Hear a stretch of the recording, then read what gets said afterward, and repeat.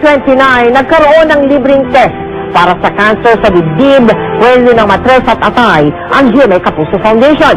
Ito ay bilang pagkikisa natin sa Cancer Consciousness Month. Ngayon, lumabas na po ang resulta ng naturang mga pagsusuri.